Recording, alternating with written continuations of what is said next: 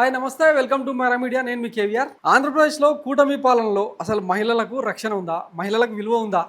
ఈ క్వశ్చన్ ఎందుకు అడగాల్సి వస్తుందంటే, మొన్న మాజీ మంత్రి విడుదల రజనీకి జరిగిన దుశ్శాసన పర్వం ఈరోజు రాష్ట్ర వ్యాప్తంగా మహిళలందరినీ కూడా ఆలోచింపజేస్తా ఉంది. ఆమె పిఏ ఏదో సోషల్ మీడియాలో పోస్టులు పెట్టిరని చెప్పి ఆయన మీద అరెస్ట్ వారెంట్ ఇవన్నీ జారీ అయినాయి, బాగానే ఉంది. తనతో జర్నీ చేస్తూ ఉంటే ఆమెను బయటకి లాగి ఆయనను అరెస్ట్ చేయడం కోసం ఇంత చేయాలా? ఒక మహిళని కూడా చూడకుండా ఆమె మీద చెయ్యేసి పక్కకు లాగి ఒక సిఐ చేసిన దురుసు ప్రవర్తన ఈరోజు పోలీసు యంత్రాంగం మొత్తాన్ని తీవ్రంగా ఆక్షేపించేలా చేస్తోంది. అసలు మహిళల పట్ల ఈ కూటమి సర్కారు నీతి ఇదేనా? సమాధానం చెప్పాలి.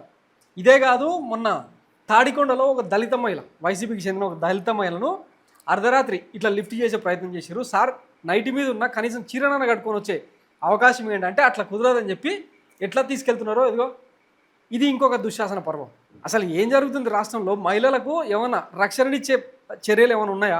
ముచ్చుమరిలో కూటమి సర్కార్ అధికారంలోకి వచ్చిన కేవలం నెల రోజుల వ్యవధిలో ముచ్చుమరిలో ఒక చిన్నారిని హత్య చేసి కనీసం శవం కూడా కనిపించకుండా చేస్తే ఈ రాష్ట్ర ప్రభుత్వం ఈ రోజు వరకు దాని మీద చర్యలు తీసుకునే లేదు. ఆ నిందితులకు శిక్షలు వేసింది లేదు. వాళ్ళు మంచిగా హ్యాపీగా తిరుగుతూ ఉన్నారు బయట. తర్వాత బద్వేల్లో ఒక అమ్మాయిని పట్టపగలు పెట్రోల్ పోసి తగలబెడితే చర్యలు లేవు. ఇక మన ఉప ముఖ్యమంత్రి డిప్యూటీ సీఎం పవన్ కళ్యాణ్ గారేమో గతంలో ఇంటెలిజెన్స్ నుంచి నాకు ఇన్ఫర్మేషన్ ఉంది, 33,000 మంది మహిళలను రాష్ట్రం నుంచి దాటి చేసిర్రు, మొత్తం వాలంటీర్లే పత్యాపారం చేసిర్రు అని చెప్పి విమర్శించిన వ్యక్తి మరి ఇవన్నిటి మీద స్పందించాల్సిన బాధ్యత లేదా? ఇప్పుడు మిస్ అయిన 33,000 మందిని తీసుకొచ్చే బాధ్యత వీళ్ళకి లేదా?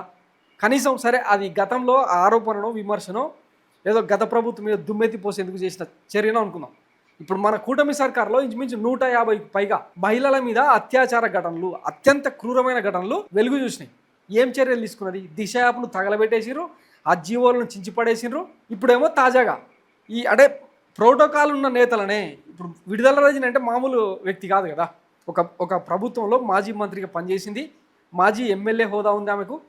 ఇన్ని ఉన్న వ్యక్తికే రక్షణ లేకపోతే ఈ ప్రభుత్వం ఉంటే ఎంత, లేకపోతే ఎంత? ఇప్పుడు 41 CRPC నోటీస్ జారీ చేసి అరెస్ట్ వారెంట్ జారీ చేసి ఎట్లయినా చర్యలు తీసుకోవచ్చు. చట్ట పరిధిలో మీకు అన్ని రకాల వ్యవహారాలకు వైసీపీ కూడా స్వయంగా సిద్ధమయ్యే ఉంది కదా. ఎవరు వద్దన్నారు? మరి ఇంత అరాచకంగానా? సో పోలీసు వాళ్ళకు కోర్టు కూడా ఎన్ని చివాట్లు పెట్టినా, ఎన్ని చీత్కారాలు ఇచ్చినా ఇంకా ఈ మారదు. కొంతమంది చేసే వ్యవహారానికి మొత్తం డిపార్ట్మెంటే బ్లేమ్ కావాలా? ఒకసారి డిపార్ట్మెంట్లో వాళ్ళు కూడా కాకి డ్రెస్ వేసుకున్న వాళ్ళందరూ కూడా రాష్ట్ర ప్రజలకు సమాధానం చెప్పాలని విజ్ఞప్తి చేస్తూ thanks for watching Mara media. నేను మీ కేవీఆర్. Thank you.